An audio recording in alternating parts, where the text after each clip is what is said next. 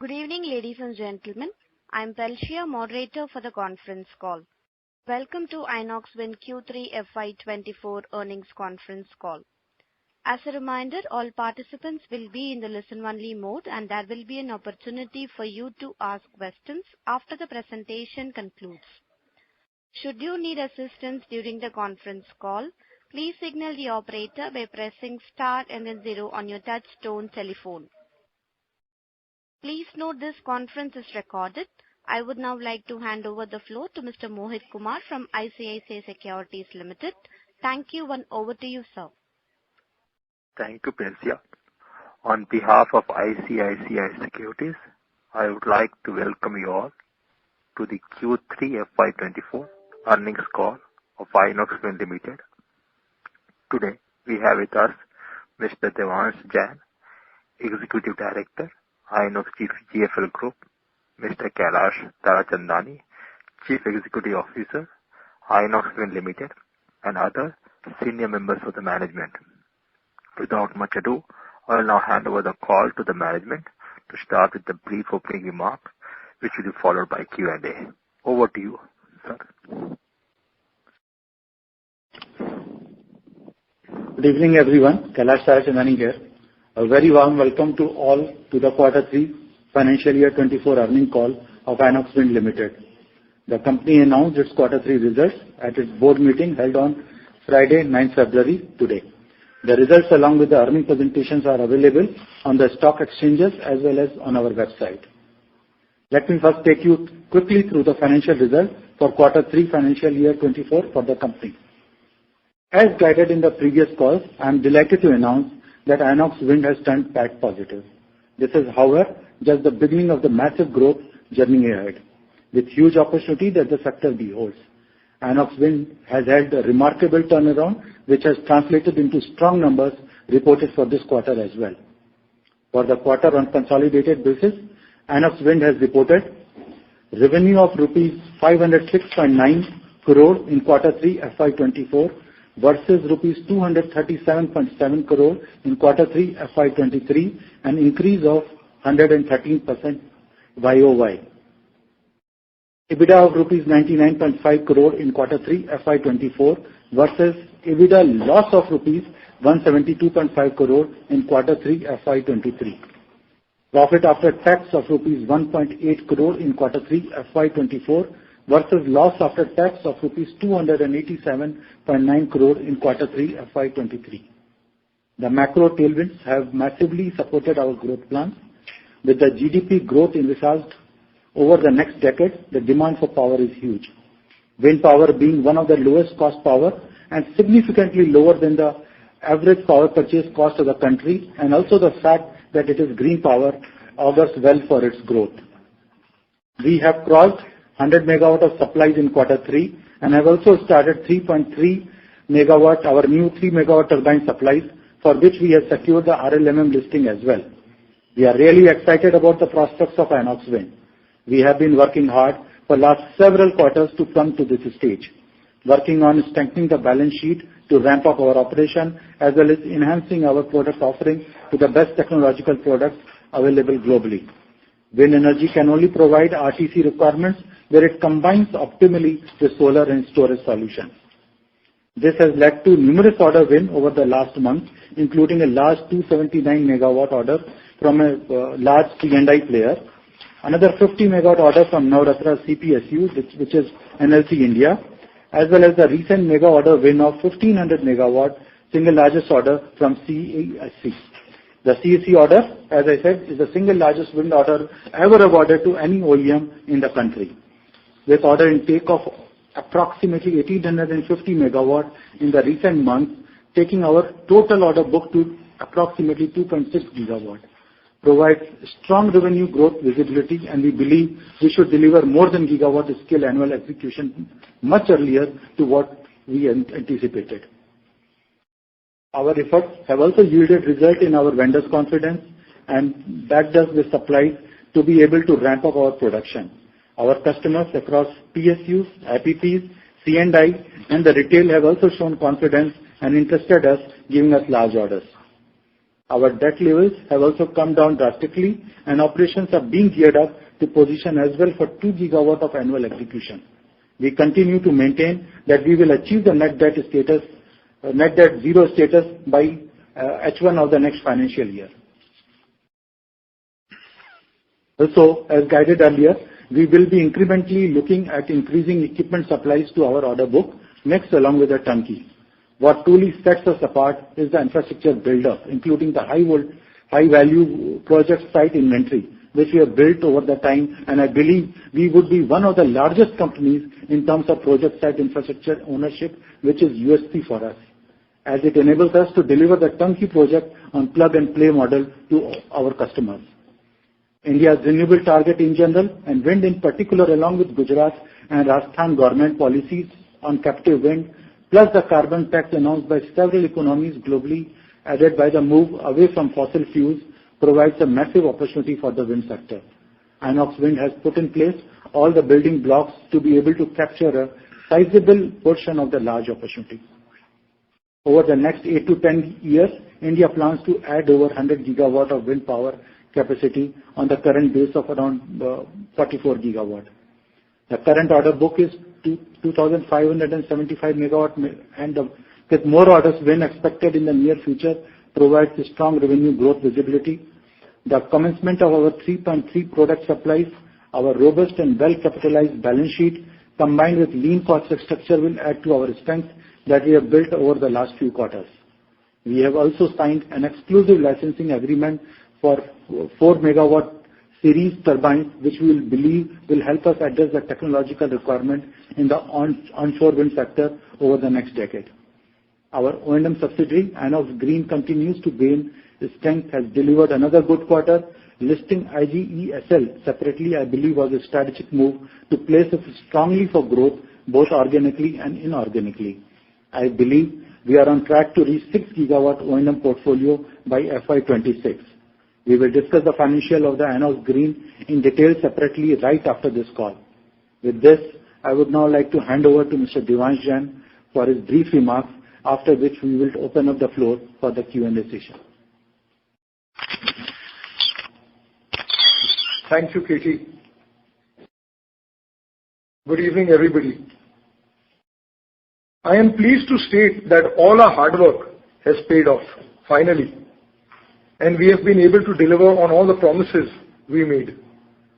The efforts which we have put over the last few quarters have yielded a remarkable turnaround for Inox Wind in Q3, which is reflected in the current order book, the ever-growing order book, and the reported numbers. I firmly believe that we have just embarked on a massive growth journey.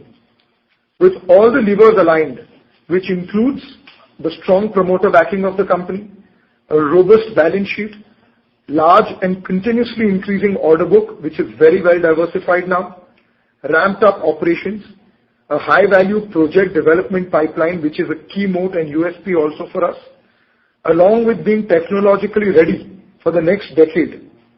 I believe Inox Wind is fully geared to capture the large opportunities that the sector beholds.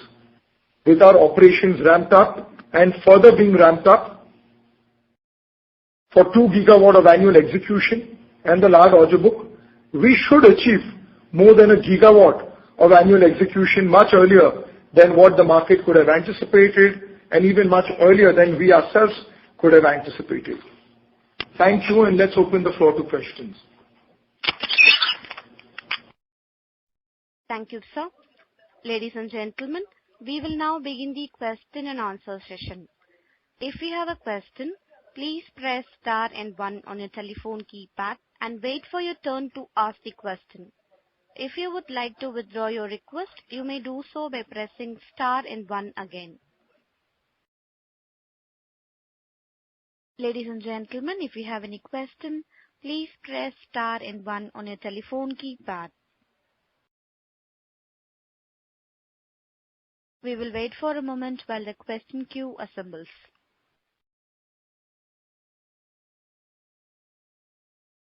First question comes from Rahul Kotari from Group Equities. Please go ahead. Yeah. Hi, Mr. Devanshi. First of all, hearty congratulations to your team for achieving amazing result. and standing on your guidance. Also, congrats for the winning of such a large order of 1,500 megawatt. Again, that's a commendable thing. Sir, we'd like to understand more on can you help regarding the guidance? Have we revised or can you provide some guidance for FY'25 execution front? Hardik, thank you so much for your compliments, but I think it goes out to the entire team for all the hard work that has gone over the last several quarters to be able to enjoy where the sector is now placed. Look, I think we guided for certain numbers which were targeting 500 or 600 megawatt. While I would not want to put out an official number at this point in time, all that we can say is that we will be looking at significantly increasing execution from that perspective. The company is gearing up for a gigawatt of annual execution. As you can see, our order book is now, excluding LOIs, north of 2,500 megawatts. And clearly, I mean, without specifying the exact details at this point in time, I think we would be looking at a very, very significant ramp up in operations and a significant jump to what the market expects. Regarding this 4 megawatt new turbine setup, can you help us understand more on regarding the infrastructure that we have? How does it gel into this current infrastructure, or do we need to set up a new infrastructure? What sort of visibility can we consider about winning some orders on this turbine? No, look, first and foremost, I think we've announced a license agreement for the 4X platform. Now, that's not something which just comes in. If you recall, the 3 megawatt has taken 2 to 3 years to come to fruition. You set up a turbine, you undergo type certification, and then you ramp up supplies and so on and so forth. So what we've tried to do is we looked at the 4 building blocks which are required in this business to succeed. One, we needed a strong balance sheet, which we've now positioned ourselves for. Second, we needed a large project site inventory. We are probably the largest project site developers across wind turbine manufacturers today in the country, and we have a very, very strong project development pipeline and plug-and-play infrastructure available. The third piece which was required was large orders to obviously increase execution, get revenue, and a diversified order book. And I think we are very happy to share we have a very, very diversified. Of course, we won one very large order over 2 to 3 to 4 years, but we expect significantly large orders as we keep moving forward. What the technology, and the fourth piece is the technology piece. So it's not that we're looking at India only from a 1 year, 2 year, 3 year perspective. We looked at where is India heading in the next 8 to 10 years. And what we saw is we must have another larger product in our arsenal from the perspective that there are certain sites where larger rotor diameter blades can go. And to that extent, to the extent that we will keep using our 3.3, which is our workhorse, which I believe is ideally suited for the Indian markets. But a 4X platform is also well suited for certain parts of the Indian market, and we did not want to lose out on those opportunities. So I think this is something which will play out over the next 2-3 years. In the meantime, 3 megawatt is the workhorse. 2 megawatt, as you know, is a limited play now, given that it's fairly outdated in our scheme of things. But yes, there are certain places where we use the 2 megawatt as well. But going forward, 3 is going to be the workhorse for several years. And sir, just one more question. In this cycle, there's this interesting thing of lots of demand orders that we are winning is also split into like core turnkey plus also orders with regards to pure turbine supply. So does that how does this help us with significant revenue growth? Like, is it from the side of the customers who are asking like pure to go for turbine and execute on their own? I'm sorry, I didn't understand. What is your question? What we are looking is that this time compared to last cycle, earlier lots of order used to be on the turnkey or pure or complete turnkey kind of orders, and this cycle is like we are getting turnkey orders also and plus also pure only equipment supply kind of orders. So does it help us to quickly ramp up our capacity and more revenue, earlier revenue visibility? No, of course, because effectively we don't want to take the onus of all project development on ourselves, right? I mean, we have, of course, we have a fairly large capacity and capability to develop project pipelines and offer projects even on a plug-and-play basis. But what a split of EPC does is Basically, other people are developing their sites whenever they are ready, and we are de-risking ourselves by having multiple turnkey orders, multiple equipment supply orders. So, naturally it enables us to scale up business faster, also scale up our entire opportunity. Because assume I could do say 1500 megawatts of turnkey, but I could do 2.5, 3 gigawatts of equipment supply. So what simply this does is adds onto our project development pipeline, moving away from a project development pipeline by leveraging 5 other players who are developing their own projects. Okay. Thank you. Thanks for answering the questions. I think that's it from my end. Thank you. Thank you. Next question comes from Ardiksha, an individual investor. Please go ahead.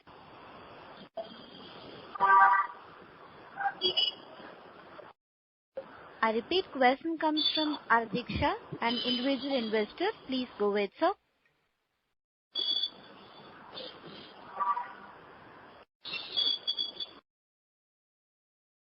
There is no response.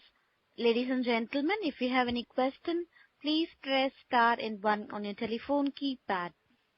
Next question comes from Preet Nagashet from Wealth Finfisher. Please go ahead. Yes, hi. Thank you. So first of all, a big commendation to the management for delivering such numbers and such business. I would love to understand the revenue recognition workflow that this business follows. If someone could share some light on that. Sure. Manish, could you take them through our revenue recognition policy? Sure. So as far as revenue recognition policy are concerned, in terms of supply of goods, we recognize the revenue when the risk and reward got transferred to the customer. That depend upon the contract to contract. And in terms of EPC revenue, we recognize our revenue based upon the commissioning of the WTGs.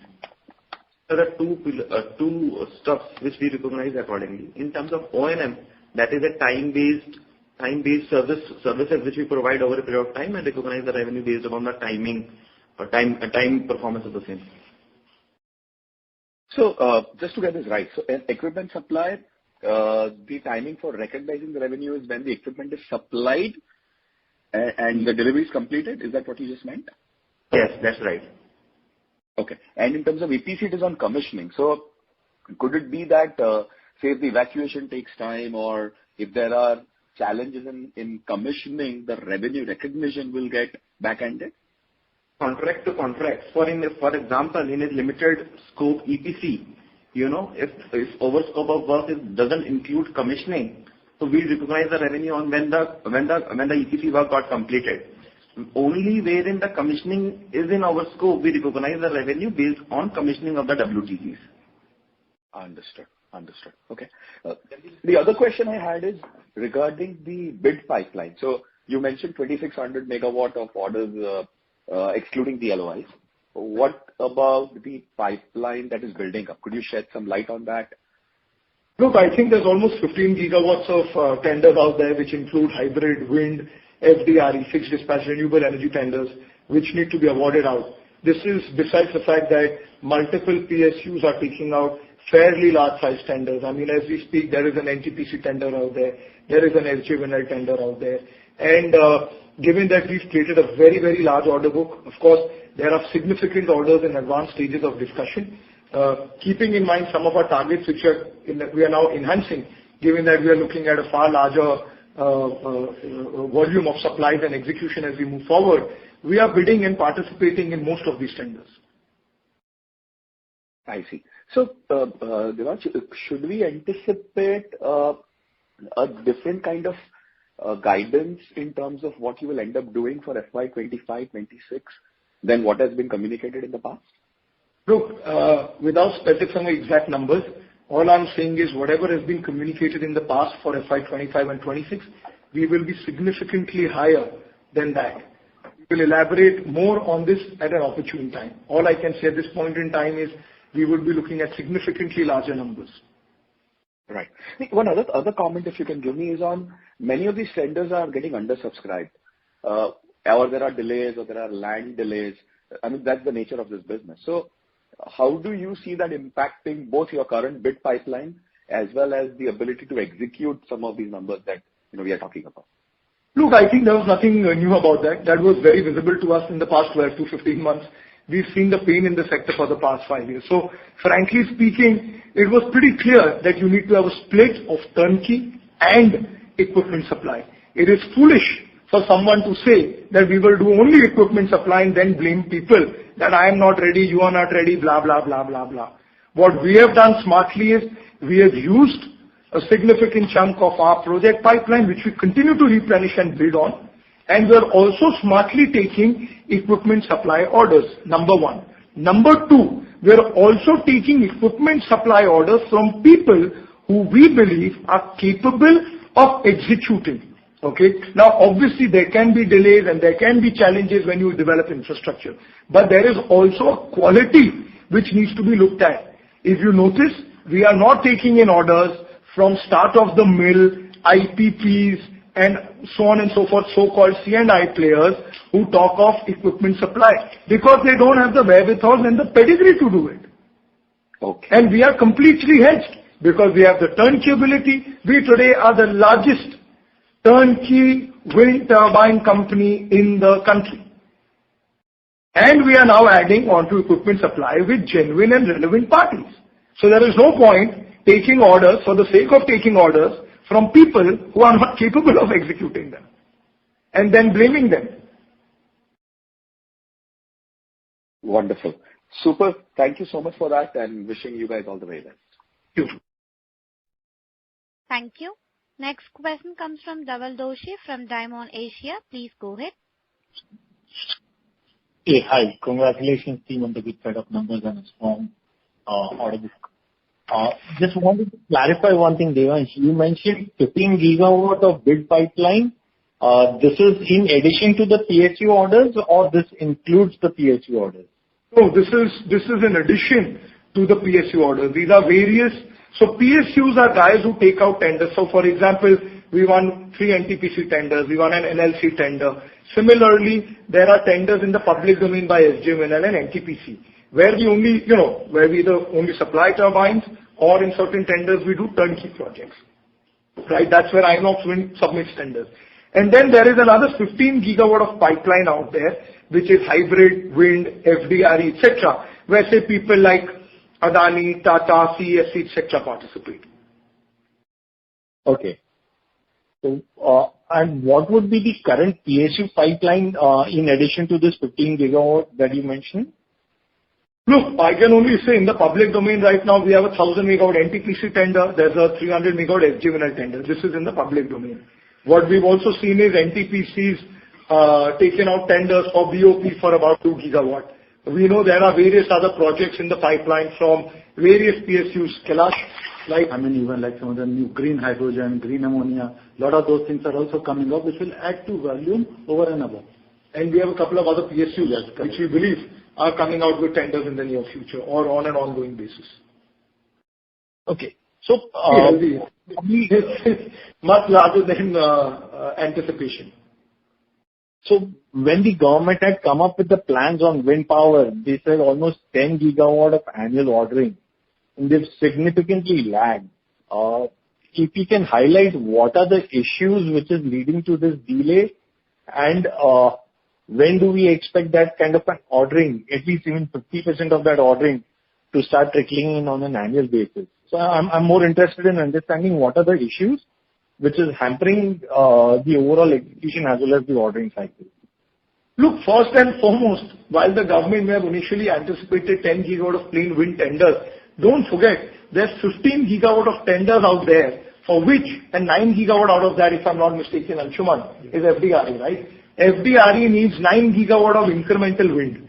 Then you've got plain wind tenders and hybrid tenders. So yes, the nomenclature may change from NTPC, NHPC, SECI taking out 2.5 gigawatt of tenders, but the tenders already in the public domain, be it FDRE or wind or hybrid, which requires a component of wind, is far more than that, number one. Number two, that there are a lot of people who are playing the C&I game. For example, CESC will require captive. For example, the large IPP with whom we've signed 280 megawatts, we've done multiple projects with them, repeat customer, they do C&I. they get better returns. They anticipate that they would rather play on the exchanges or sell to retail, industrial, XYZ customers. So there is enough demand coming in, but you've got different categories. You've got the C&I, and for that you don't need any tendering. And the third piece is, to some extent you're seeing that when the government is taking on these tenders, they are kind of, a lot of people already have so many tenders, or so much C&I demand which they need to fulfill. How much more will they take? Let's put it like this. This is almost ballpark, right? There's 15 gigawatts out there. Let's say another 4-5 gigawatts is in the pipeline. Let's say 7-8 gigawatts has been awarded over the past 12 months. That's almost 27-28 gigawatt in the past, say, 12 to 18 months. You need to have people who can supply also. Don't forget, majority of the sector has gone bust.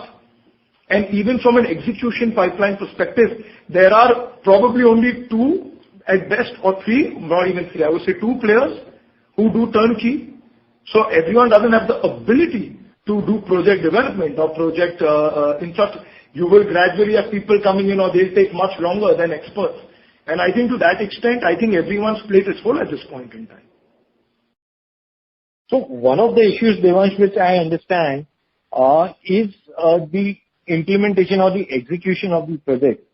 So there are a few competitors of yours who are more interested in just giving the turbines, and they're not interested in executing it. Given we have that edge, how does it benefit in terms of more orders or more market share? And second question is, if I'm not mistaken, our annual execution capacity is 1 gigawatt. Given the kind of order book that we have and the pipeline which is there, at what point in time will you foresee us expanding our capacity? Okay, I'll take your second question first, Dhaval. First and foremost, our manufacturing capacity is 2.5 gigawatts. It's not 1 gigawatt. Kailash mentioned in his opening remarks that we are gearing ourselves to be a 2 gigawatt supplier to the Indian market.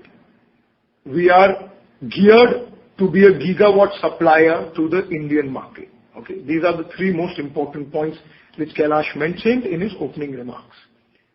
Secondly, our capacity is north of 2.5 gigawatts, as I explained to you. So we don't need to expand capacity till we get closer to those numbers. And if we do, we'll expand, because within the existing capacities, we can put up another shed and ramp it up.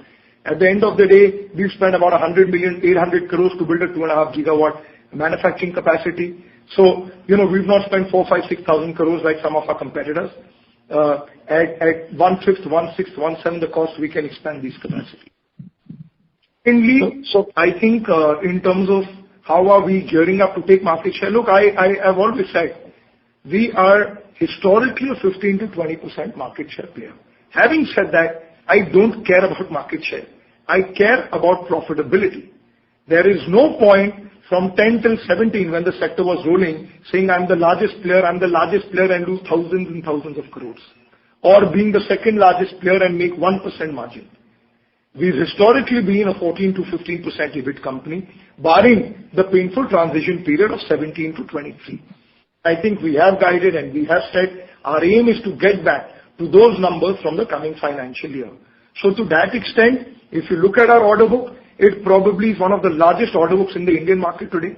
There is a very, very healthy pipeline of orders which we expect in the near future across IPPs, across C&I players.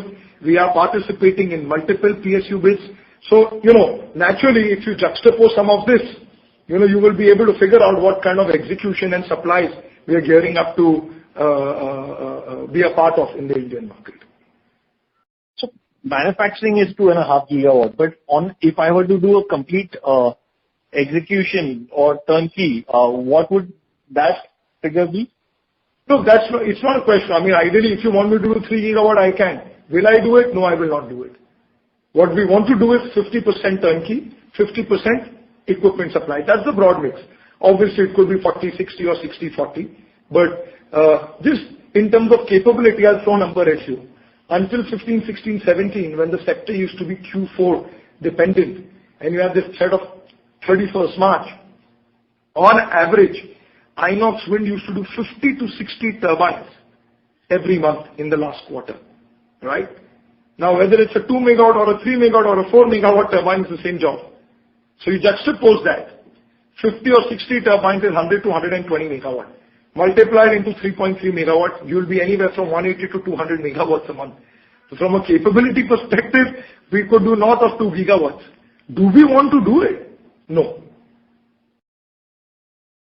In terms of the profitability and the revenue aspect, can you differentiate how would a pure equipment supply order be and how would a turnkey project be? I'm sorry, I missed your question. Specifics. I'm sorry, I lost you. Could you repeat? So just trying to understand the revenue and the profitability profile between a turnkey project and a pure equipment supply. Look, I'm not going to share those numbers because... No, I don't want specifics. I don't want specifics. If you can just... in terms of absolute profitability, turnkey gives you a little higher, obviously gives you higher because you're taking more headache and more risk, right?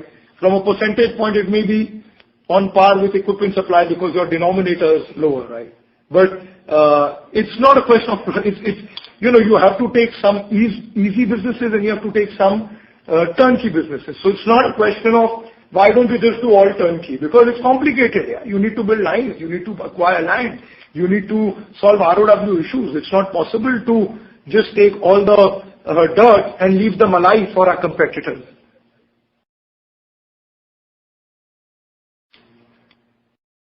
Hello? Yes, sir. Thank you. I request the participants to restrict with 2 questions in the initial round and join back the queue for more questions. Next question comes from Akhilesh B, an individual investor. Please go ahead. Yeah. Congratulations to the whole team. As a shareholder, I'm really happy to see all the positive developments around our company and our sharp focus on profitable growth, which will be really important going ahead. My question is around the merger with Inox Wind Energy Limited. In late December, we got approvals from the exchanges. So where does that process stand now? Have we filed the case in NCLT and any tentative timeline that we see for completion of the same? Yes. So as we have stated through our press release in December, that we have already received the approval from both the exchanges, after which we have filed the case, our scheme in NCLT as well, at the Chandigarh bench. Now we await the listing of the hearing, and it may take time because, as you know, NCLT is a time-taking process. However, we don't have any guidance as of now, but what we expect that we should get it within the next 2 to 3 quarters. Okay, thank you. Thank you. Next question comes from Abhishek Datta from Anand Rathi. Please go ahead. Hello, sir. Congratulations on the great set of numbers and the great outlook. Sir, I just wanted to understand, you have manufacturing capacity of 2.5 gigawatt and you have a sizable order backlog, order book. So, can you just throw some light as to when do you expect this 1 gigawatt order execution in the near future?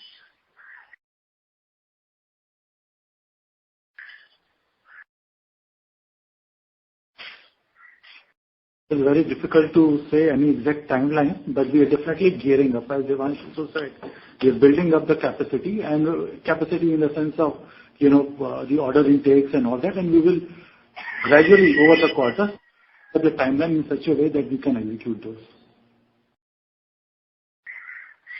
Okay. So the second question is on when you say that you have one of the largest common infrastructure among the players. How do you quantify it? Is it part of our gross block that stands at around 2,000 crores? How much is the common infrastructure part? How we talk of the common infrastructure is the access to our project sites, transmission lines, land banks, substations. That's how we quantify that we are one of the largest project site inventories. And that's what enables us to get projects which can be done on a plug-and-play basis, as opposed to starting from scratch, which would be a 3 to 4 to 5 year process. Okay, that's fine. But how much of that, how do you quantify it? In terms of you have spent money to create that asset pool. So in the 2000 crore gross block of FY'23, how much that represents? So in terms of the investment which we have made in common infrastructure is broadly in the range of 400 or 500 crore rupees, which is lying in our CWIP or the fixed asset block. So is it the same like other financial assets, non-current financial assets of 470 crores which is there? Is what you are referring to the common infrastructure part, or the unbilled revenue? Lies in our books of accounts and give the right to use to our customers, and will apportion over a period of time. The other non-current financial assets which you are seeing is towards the unbilled revenue, towards the O&M business. As per the accounting rules, we need to straight line our O&M contract over a period of time, and the initial 2 years of free O&M period is shown as unbilled revenue. Just tell me where are the fixed assets Capitalized in our fixed asset block in PPE. PP. Can you just explain that part, like of the 1300 crore gross block of Inox Green, how much is, how do you buy? No, this is not a question on Inox Green. Could I suggest you get off on a separate call and they can explain it to you, because there is straight lining revenue and there is also fixed assets, where the gross block, part of it is in Inox Green and part of it is in Resco. Okay. And so total promoter infusion. Abhishek sir, could you please Just join one, the queue? yeah. Just okay, go ahead. One question. Of the total promoter infusion, after total promoter infusion, what is the level of interest-bearing debt right now? The interest-bearing debt as of 31st December would be about 450 odd crores would be the interest-bearing debt in the company. Okay, sir. Thank you so much. And that's it. To get on, we can explain those. Sure. Yeah, so we'll explain all those queries offline. Yes. Yeah.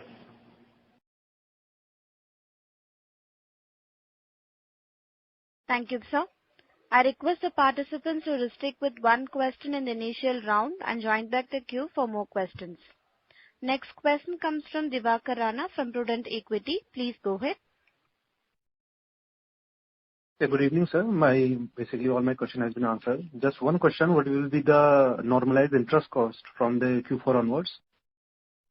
Look, I think when you look at these numbers, our fundraising happened in middle of November when we got the proceeds and we started using them. All our one-time charges are coming down. Banks are going off cost. But I think on a rolling basis, we are on a 30 crore odd run rate at this point in time. 30 odd. 30 odd crores. Rahul? Yeah, so we will be on the run rate of 30 to 35 in Q4 probably, and another 30 crore. This amount which has been infused by the promoter. This was done in November, and the effect of this has come into December. So probably from Q4 we'll be able to see the 30 crore run rate.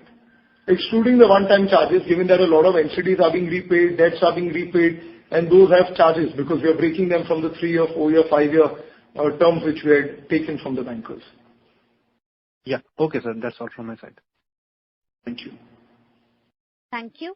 Next question comes from Darshit Shah from Nirvana Capital. Please go ahead. Yeah, sir. Thanks for the opportunity. So just would like to know, out of this total order book of 2.6 gigawatt, roughly how much would be for the new 3 megawatt turbines? Kailash, I think it should be what, 2 megawatts? Yeah, I think very few 2 megawatt orders are left. I think we are talking about, what about 300? Around 350 megawatts. About 350 megawatts out of this is all 3 megawatts. Sorry, sir, I couldn't hear you properly. About 350 odd megawatts is 2 megawatt. Everything else is 3.3 megawatt turbines. Okay. And sir, as you know, we had seen on earlier calls, so this 3 megawatt turbines fetch more compared to the earlier technology? Look, our earlier technology was outdated. When the sector shut down, we had a lot of inventory, etc., etc. So we've not upgraded our turbines. Because till you don't sell the old inventory or clean up the old inventory, how are you going to move to larger turbines? And from that perspective, yes, the 3 megawatt are sold at a higher price, but then they are much larger rotor. They are much higher in terms of tower height. What is important is cost of energy, not capex. And the 3.3 megawatt platform reduces the cost of energy compared to our earlier 2 megawatt turbine by virtually 35 to 40%. Thank you, sir. Next question comes from Yashvardhan Sarda from SKP Securities. Please go ahead. Hi, sir. Congratulations on a great set of numbers. Could you please tell me a little more clarity on the Inox Green merger and what the timeline is like?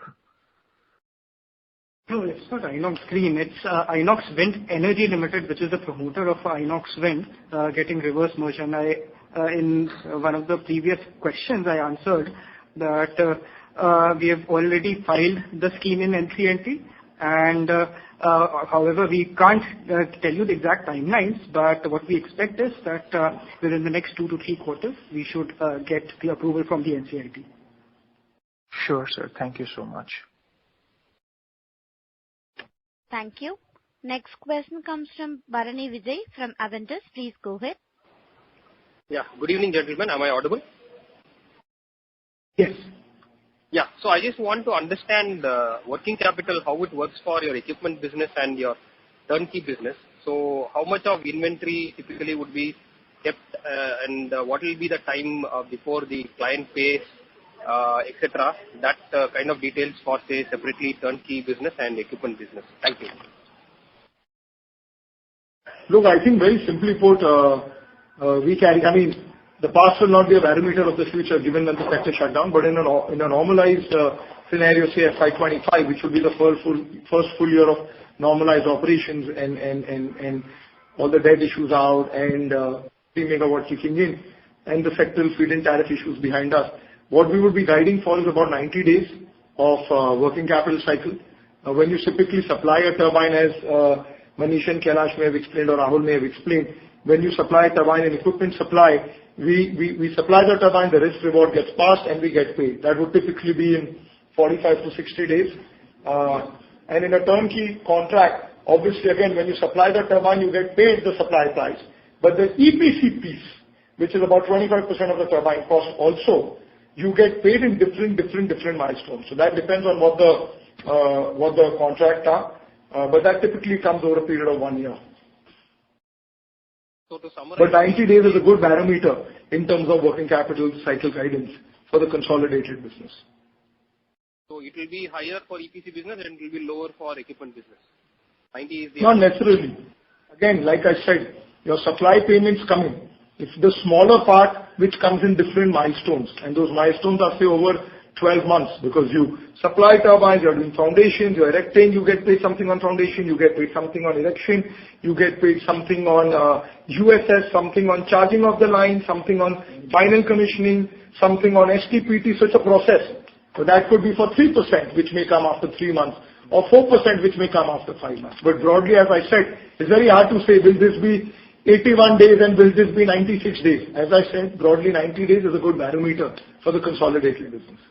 So what will be the shortest time within which you can supply equipment and shortest time within which you can execute a turnkey project? Look, if I'm in love with you, I can supply a turbine to you tomorrow and probably commission it for you in 30 days. But let's look at it practically. I think inventories are more or less consumed now. We are now building on inventories because the 2 megawatt is out and you are now ramping up your 3 megawatt supplies. So we have a lot of orders which we've taken. Kailash, I think you have different timelines. Now, frankly, if we were to accept an order today, it would be for FY'26. We would not be supplying any incremental turbines, giving such a large order book for FY'25. Sure. Okay. Yeah, maybe I will stay connected while we connect the management team back on the call.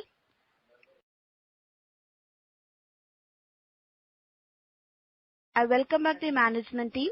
Please go ahead, sir.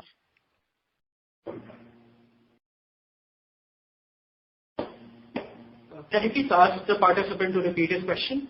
Yes, sure. Barney, sir, your line unmuted. Please go ahead, sir. Oh, I thought my session got over. Anyway, so no, that answered my question.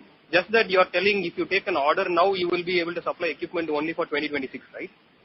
That's right, because we have a very large order book at this point in time. I mean, of course, Kailash, you can throw more light. I think as I was telling that time when call got disconnected, I think most of the timelines have gone up. I think in past we used to execute in 3 months, 6 months, those kind of timelines. But today most of the large customer, and if you see we have all, I would say, what you can call top shots, or the very, very sophisticated marquee customers, big ones. So they typically all of them plan project execution anywhere from 12 to 15 to 18 months. So if I am talking today for you and turbine supply, mostly I talk to you not this financial year or not even coming, maybe most probably in the financial year after. So it will be most probably 25, 26 or so. Okay. And it will be same for turnkey project also, meaning you will commit to execute a project by turnkey only by 26. In fact, yes, equipment supply could even be faster, but turnkey will definitely take longer time. For sure, we'll plan accordingly. Great. Thank you, gentlemen. All the best. We'll hope to talk to you in the future. Bye. Thank you. Thank you. Next question comes from Kant Garg from Garg Advisors. Please go ahead. Yeah, hi, good evening, sir. So firstly, I would like to thank for all the steps that you have taken to make Inox Wind's balance sheet such great. I think you have given a 0% interest loan. I think in the last 15 years I've been investing, I've never found any management doing that. So I thought I should congratulate you for doing all the good things for the shareholders. So I just have one question. So my question is, if I look at the order book of, let's say, Suzlon, I mean the largest competitor and yourself, right? What I see is that there is no capacity for both the companies to supply wind turbines for, let's say, FY'25, right? Now my question is, given that so many orders are coming from the government, do we see any changes in the pricing of the turbines, or is there any possibility of expansion of margins, let's say, when we onboard or take new contracts? Look, I think we've already taken a very, very significant number of orders for FY'25. If you look at our firm order book, excluding LOIs, it's now north of 2,500 megawatts. And there are certain other commitments which we have, which are in different advanced stages of closure, of which we've bid for. So, from that perspective, I don't think, and I think Kailash mentioned, I don't think the team is planning to take any turnkey orders whatsoever for 25. For 26 also a very limited chunk, I think. I don't know, Kailash you would know better. I mean, are we taking more for 26 turnkey? Not for the next financial year, only year after, and that too very limited. Yeah, I think limited, and I think it's more on the equipment supply side. Yes, we have the potential. Of course, we have the manufacturing capacity, so we could. But I think we're choosing our customers selectively. As I mentioned in 2 of my earlier conference calls, what's important is ease of doing business as well, and the customer intent to pay. There is no point taking orders with people who just come up today or put a motley group of 3-4 people and they believe they can execute. We are very selective and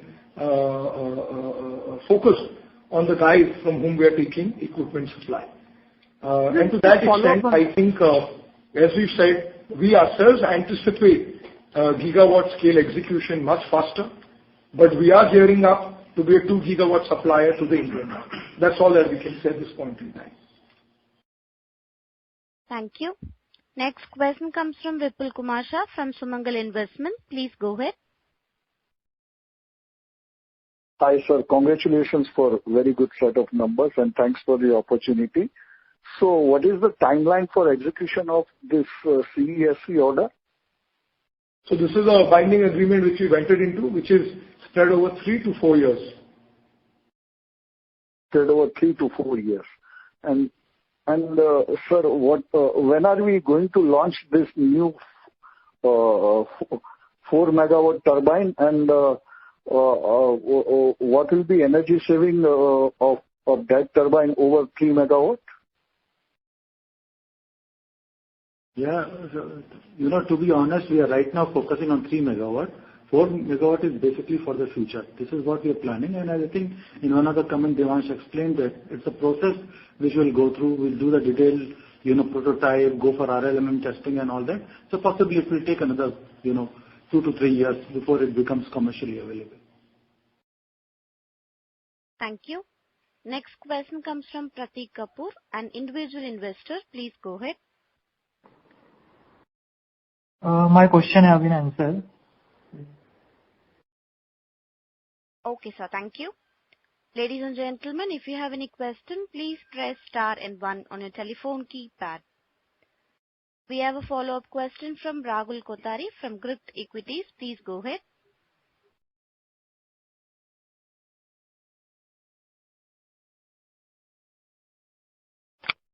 I repeat, question comes from Rahul Kotari. Please go ahead. Sir, with the demand of the wind industry expanding multifold, how is the availability of the cranes coping up since the 3 megawatt cranes are turbines are new and require different set of cranes? And secondly, for the equipment supply industry to grow, there should be, I understand there should be external BOP players. So can you shed some light on whether the Indian industry, there are players who are providing the BOP services for the same? Yeah, first and foremost on the cranes, there is no shortage of cranes. I mean, if you don't plan and suddenly ask for a crane, you won't get it. I think from our organization perspective, there is no challenge. We've anticipated what we need. We've got all of them in place. And for our future, we'll tie it up well in course as and when we need it. I can't comment about others. Secondly, with respect to other BOP service providers, there are a few small guys, let's put it like that, unorganized or maybe 1 or 2 organized players who are doing this. They have the ability to give 200, 300, 400 megawatts in a year, not beyond that. And in a certain state. They're not pan-India players. So I think, as I would say, execution, turnkey is something which we believe is a very, very strong USP, a very strong moat at Inox. And we will leverage it to the hilt. I can't comment with respect to other players in the market, the large IPPs. Some of the very large IPPs have the capability to do it. They are doing it to some extent. Some of them have failed to do it because that's not their core competence. But yes, there is a significant shortage of quality BOP service providers in the market.